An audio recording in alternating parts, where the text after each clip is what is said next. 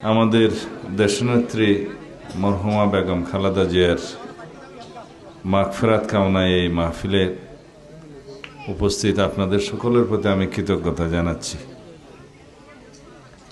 মরহুমার প্রতি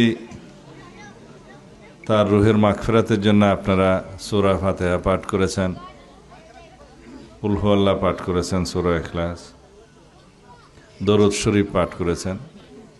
এটাই ওনার রুহে যাবে, সওয়াব বকশিশ ফরমাবে। আপনাদের সবারই দিলের মধ্যে দেশনেত্রী বেগম খালেদা জিয়ার জন্য আপনাদের মায়া আছে, দরদ আছে, দোয়া করেন, আমরা জানি। দেশনেত্রী বেগম খালেদা জিয়া আজকে আমাদের মাঝে জীবিত নেই, কিন্তু একথা সত্য, তার মৃত্যুর পরে এদেশের সকল মানুষের অন্তরে, সারা বিশ্বের সকল গণতান্ত্রিক কামী মানুষের অন্তরে তিনি স্থান পেয়েছেন। তিনি সকলের অন্তরের দোয়া পেয়েছেন। এদেশের নির্যাতিত, নিপীড়িত সকল মানুষের দোয়া তিনি পেয়েছেন। সারা বিশ্বের মধ্যে এ পর্যন্ত ইতিহাসের সর্ববৃহৎ জানাজা তার নসিব হয়েছে, আলহামদুলিল্লাহ। এতেই প্রমাণ করে তিনি এদেশের মানুষের কত বেশি প্রিয় ছিলেন, এদেশের মানুষ কত বেশি তার উপর আস্থা রাখতেন, ভরসা রাখতেন। তিনি তার সারা জীবন গণতন্ত্রের জন্য সংগ্রাম করেছেন, মানুষের অধিকার প্রতিষ্ঠার জন্য সংগ্রাম করেছেন, আন্দোলন করেছেন, ত্যাগ স্বীকার করেছেন। তার সন্তান হারিয়েছেন, স্বামী হারিয়েছেন, সব কিছু হারিয়েছেন, কিন্তু পেয়েছেন এই দেশের মানুষের ভালোবাসা, আস্থা অর্জন করেছেন। এই দেশের মানুষের গণতান্ত্রিক অধিকার আদায় করেছেন, এই দেশের মানুষের ভোটের অধিকার, এদেশের মানুষের স্বাধীনভাবে সার্বভৌমত্ব বজায় রেখে এই বাংলাদেশের ভূখণ্ডকে সারা পৃথিবীর সামনে মর্যাদাকর অবস্থানে নিয়ে যাওয়ার তার যে আকাঙ্ক্ষা, সেটা পূর্ণ করেছেন। আমরা সবাই যতদিন বেঁচে থাকব, ইনশাআল্লাহ তার এই ত্যাগকে স্বীকার করব, মূল্যায়ন করব। এদেশে যতদিন এদেশের মাটি, মানুষ থাকবে, এদেশের অস্তিত্ব থাকবে, ততদিন দেশনেত্রী বেগম খালেদা জিয়ার অবদান এবং তার এই যে সংগ্রামের ইতিহাস মানুষ মনে রাখবে। এদেশের স্বাধীনতা, সার্বভৌমত্ব, গণতন্ত্র তার এই সংগ্রামের ফলে সুদৃঢ় হয়েছে। মানুষের গণতান্ত্রিক অধিকার আদায়ে, সাংবিধানিক অধিকার প্রতিষ্ঠায় তার যে সারা জীবনের সংগ্রাম, ত্যাগ, অবদান, সেটা আমরা কৃতজ্ঞতার সাথে স্মরণ করি, এদেশের মানুষ স্মরণ করে। তাই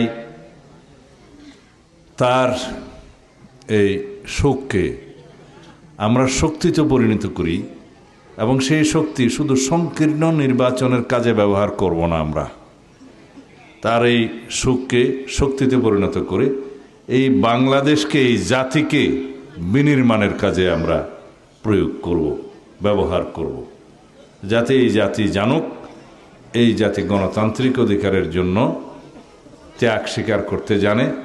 এই জাতি করদ রাজ্য হওয়ার জন্য নির্মিত হয় নাই, সৃষ্টি হয় নাই। শহীদ রাষ্ট্রপতি জিয়াউর রহমান এই দেশের স্বাধীনতার ঘোষণা করেছিলেন, স্বাধীনতার জন্য যুদ্ধ করেছেন, এদেশের স্বাধীনতা অর্জন করেছেন। লক্ষ প্রাণের বিনিময়ে এদেশের স্বাধীনতা অর্জিত হয়েছে।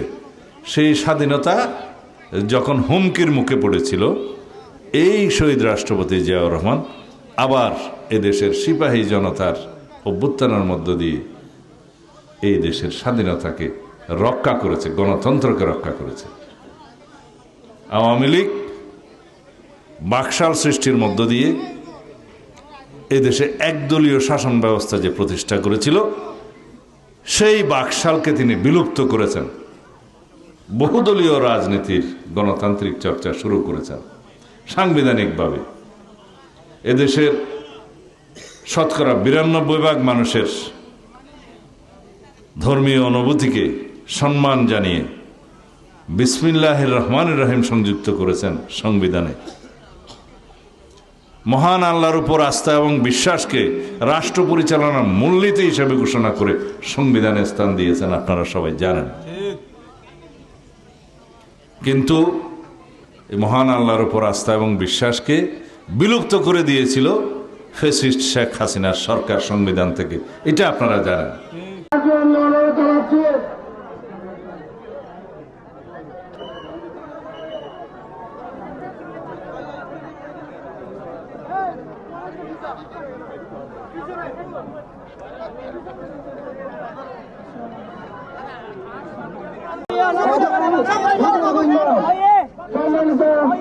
এই দল লিবারহুয়ারে ইসলামী দল আছে, জমিয়ত উলামায়ে ইসলাম। তাদের প্রিয় নেতাকে সংসদে পাঠিয়ে আলহামদুলিল্লাহ বক্তব্য রাখবেন, সংগীত বক্তব্য রাখবেন।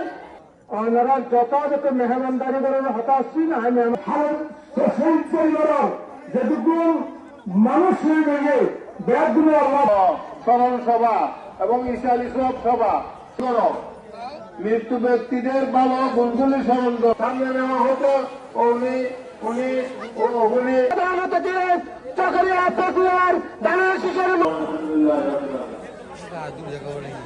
কমিটিতে এবং সমাজের নেতৃত্বে রাখা হবে, যাতে সমাজে ধর্মীয় কাজ ওনার সামনে পেশ করা হইতো। সব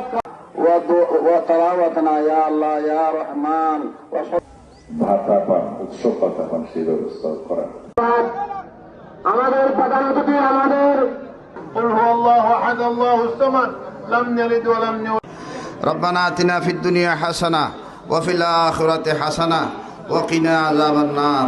اللهم إني جعلت صواب ما قرأت من كلامك لأهل المقابر من المؤمنين والمؤمنات والمسلمين والمسلمات يا أرحم الراحمين. ربنا تقبل دعانا وتلاوتنا يا الله يا رحمن. وصلى الله تعالى على خير خلقه محمد وآله وأصحابه أجمعين برحمتك يا أرحم الراحمين.